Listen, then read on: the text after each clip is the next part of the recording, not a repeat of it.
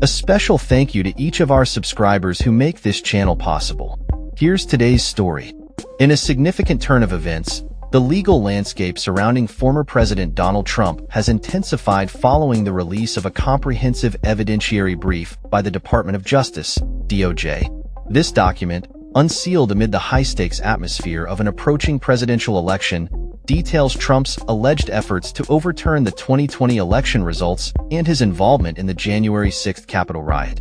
The brief presents a timeline of Trump's actions and statements, painting a picture of a president who, in the wake of his electoral defeat, resorted to deceit and manipulation to cling to power.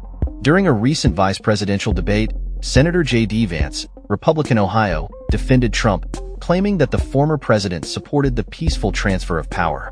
However, Trump's own words and actions tell a different story.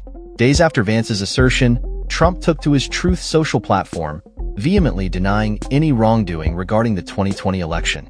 He accused Democrats of rigging the election and criticized the DOJ for what he termed election interference, suggesting that the timing of the brief's release was a strategic move to undermine his campaign. The unsealed brief reveals that on January 6, 2021, while rioters stormed the Capitol, Trump was in the White House dining room, crafting a tweet that criticized Vice President Mike Pence for not having the courage to overturn the election results.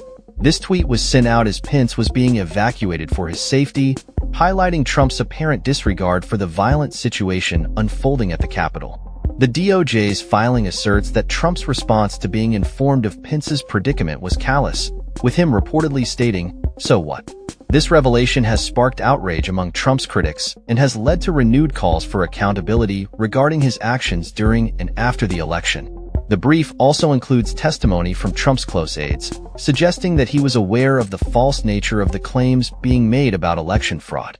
In one instance, Trump reportedly dismissed allegations made by attorney Sidney Powell as crazy, yet he later promoted her lawsuits on social media.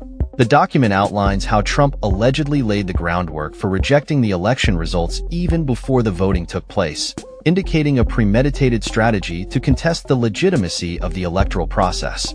Despite the mounting evidence against him, Trump remains defiant, maintaining that the legal challenges he faces are politically motivated. His campaign has labeled the DOJ's actions as falsehood-ridden and an attempt to weaponize the justice system against him. As the election approaches, the implications of this legal battle are profound, not only for Trump but for the Republican Party as a whole. Trump's continued refusal to accept the election results has created a rift within the party, with some members embracing the former president's narrative while others call for a return to traditional Republican values. The political climate is charged, with Trump's legal woes serving as a focal point in the upcoming election.